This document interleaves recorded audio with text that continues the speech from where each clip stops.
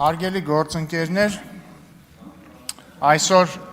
երբ հայտարարվեց, որ հեծի ազգայնացման գործընթացով պիտի առաջ շարժվենք, ճիշտն ասած մտքումս հետևյալ միտքը հայտնվեց, կարող է մեր ընդդիմադիր գործընկերները օրինակ ասեն, որ հեծը ազգային արժեք է եւ թուրք-ադրբեջանական տանդեմի դրդմամբ է իշխանությունը պատրաստվում պղծել այս ազգային արժեքը, բայց մտքումս դա որպես աբսուրդ էր հնչում, բայց երբ որ դա մտածեցի, դրանից 3 րոպե հետո մոտարապես կարդացի Հայաստանի ժուրնալիստների միության նախագահ, իդեպ ժուրնալիստների միությունը եւս մեկ սրբություն է, նախագահ Սաթիկ Սերյանյանի մի գրառում գրել է ինչ վերաբերում է հեծին, տարիներ շարունակ այդ կենտրոնները, այդ թվում եւ թուրքական եւ արևմտյան կոնկրետ աշխատում են դրա դեմ, այն պահից, երբ այն ձեռք բերեց Սամվել Կարապետյանը հայ գործարարը։ Ուստեղ պարոն Մինասյան, որ դուք ասում եք մենք պետք է միավորվենք ազգային արժեքների շուրջ։ Ախր խնդիրը հետեւյալն է։ Մեր համար ազգային արժեքները իրական են, դա մեր պետականությունն է, մեր լեզուն է, մեր ազգային առանձնահատկություններն են, մեր ազգային շահերն են եւ այսպես շարունակ։ Ձեր համար, ձեր նկատի անձամբ ձեր քաղաքական հոսանքի համար ազգային արժեքը ձեր թիմակիցների գողոնն է, ձեր թիմակիցների զավթած կառույցներն են ու ամեն ինչ որ դուք անում եք, անունը դնում եք ազգային արժեք ու մի հատ մարդ հարց է բացացնում, լավ, այս կառույցում ամեն ինչ նորմալ, ասում եք բան, ձերքները հեռու մեր սրբություններից։ Ո՞րն է ազգային արժեք, հարցնում եմ, հիմա եթե հայ առաքելական եկեղեցին անառարկելիորեն ազգային արժեք է, մեր համար նորմալ է, որ մեր ազգային արժեքի գլուխը ըստ այդ ազգային արժեքի կանոնադրությամբ պիտի լինի կուսակրոն, բայց ինքը կուսակրոն չի, սա նորմալ է։ Այսինքն ինչի շուրջ պետք է մենք միավորվենք, որ ազգային նիվարկյան, կեղծիքը հայկական ազգային արժեք է, ոչ, կեղծիքը հայկական ազգային արժեք չի։ Մենք չենք կարող միավորվել կեղծիքի շուրջ։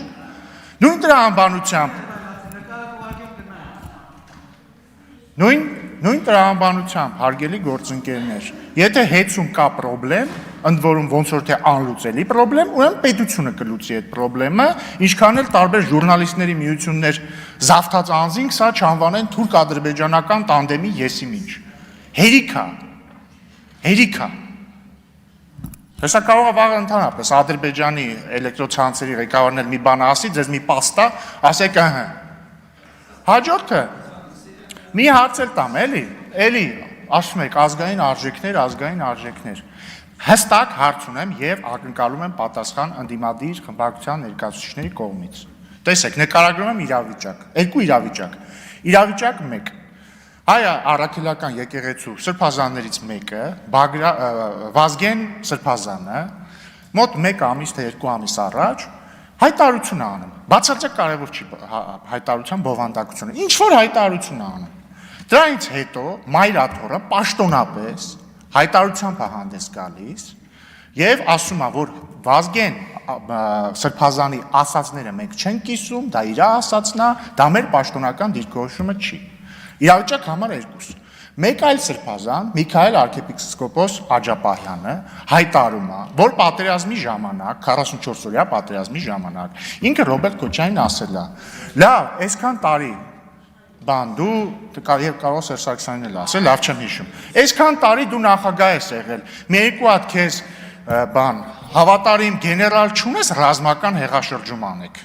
Հետագայում պարզվեց, որ ուներ մի երկու հատ հավատարիմ գեներալ, մեկը ՀՅԴ բանը Գերագույն մարմնի չէ, մի խոսքով, ստեղի Հայաստանի, այո, Գերագույն մարմնի անդամ է ընտրվել, շնորհավորում եմ, բայց հարցը դա չի։ Սրբազանը, եթե այդպես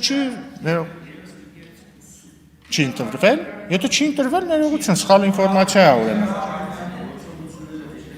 Հա, չէ, ուրեմն ընտրվել է, լավ, ես շարունակեմ։ Բայց ինչև է, տեղի չի ունեցել ռազմական հեղաշրջում, բայց հարց հետևյալն է։ Դրանից հետո, այսինքն բանա չէ, հայ առաքելական եկեղեցու գործող arczepiskopos ասում է, ես կոչ եմ անում ռազմական հեղաշրջում իրականացնել։ Դրանից հետո Մայրաթորը պաշտոնական հայտարարությամբ հանդես չի գալիս, չի ասում, որ չի կիսում Միքայել arczepiskopos Աջապահյանի հայտարարությունը եւ այսքանը։ Հիմա հարց. այսքանից կարելի է արդյոք եզրակացնել, որ հայ առաքելական եկեղեցու ղեկավարությունը կիսում է Միքայել arczepiskopos Աջապահյանի կարծիքն այն, որ Հայաստանին պետք է ռազմական հեղաշրջում։ Եվ եթե այդպես է, խնդրում եմ, սիրելի պարոն Մինասյան, ձեր ելույթն ավարտեցիք նրանով, որ հայկական պետականությունն է ձեր արժեքը։ Այդ արժե համակարգի տեսանկյունից խնդրում եմ ասել, սա նորմալ է, թե նորմալ չի։ Սա նորմալ է, թե նորմալ չի։ Ստեղ կարող է այլ հարց առաջանա։ Բա լավ ժողովուրդ ջան, ձեր մոտ չի առաջանա, էլի, այլ քաղաքացիների մոտ կարող է հարց առաջանա։ Բա լավ ժողովուրդ ջան, ինչ եք ընկել այդ կուսակրոնության հետևից։ Սրանք շատ ավելի կարևոր թեմաներ են։ Այո, իհարկե սրանք շատ ավելի կարևոր թեմաներ են, բայց ուղիղ կապ կա կեղծիքի ու ռազմական հեղաշրջում ուզելու միջև, հասկանում եք, որովհետև երբ որ քո արժե համակարգը հիմնված է կեղծիքի վրա, երբ որ դու կեղծիքի վրա ես հիմնված, երբ որ դու քեզ ասում ես դու ակնկալում ես, որ քեզ պետք է ասեն վեհապար, բայց դու ինքդ կուսակրոնության ուխտը խախտել ես, կամ երբ որ դու քեզ ակնկալում ես, որ մարդիկ քեզ պետք է գան ասեն Աստված օգնական սրբազան հայր, իմանալով, որ քեզ Աստծո օգնությունը պետք չի, որովհետև այն բանը, ինչի համար քեզ պետք է Աստծո օգնություն լիներ, կուսակրոն լինել ջու չես պահել, դու սկսում ես հակվել տարատեսակ բաների, օրինակ ռազմական հեղաշրջումներ ուզելու, սկսում ես հակվել նրան, որ լեգիտիմ բարձրացված հարցերը անվանես հարցակում եկեղեցու վրա եւ ազգային արժեքների դեմ։ Սկսում ես հակվել նրան, որ ինչ-որ այլ երկրներից ինչ-որ օլիգարխներ պետքա գան ու որոշեն իրանց ձևերով ինչ-որ հարցեր լուծեն։ Ու սա շարունակ։ Էսա պրոբլեմը։ Ես քավլիցի, ես կողմ եմ, եկեք միավորվենք ազգային արժեքների շուրջ։ Իմ իմացած ազգային արժեքները հետեւյալն են։ Հայաստանի Հանրապետությունը սրբություն է, անառարկելի սրբություն է, սակարկման ենթակա չի, Հայաստանի անկախությունը սակարկման ենթակա չի։ Կեղծիքը ազգային արժեք չի։ Եթե օրինակ նախագահ ունի մեր երկիրը կամ վարչապետ ունի, իրանք պետք է ընտրված լինեն լեգիտիմ արդար ընտրությունների միջոցով։ Այս հարցում Նիկոլ Փաշինյանը համաձայնեք կեղծիքի չի դիմել։ Եթե մեր եկեղեցին Եթե չէ, մեր եկեղեցին մեզ համար սրբություն է, այն պետք է ղեկավարի մարդ, որը իր տրված ուխտը պահել է։ Ես չեմ կարող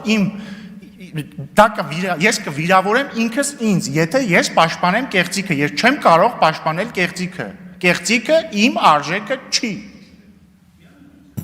Միանում եք, դե խնդրում եմ ուրեմն ֆրակցիայի անունից ելույթ խնդրեք եւ դատապարտեք Միքայել arczepiskopos Աջապահյանի հայտարարությունը Հայաստանում ռազմական հեղաշրջում իրականացնելու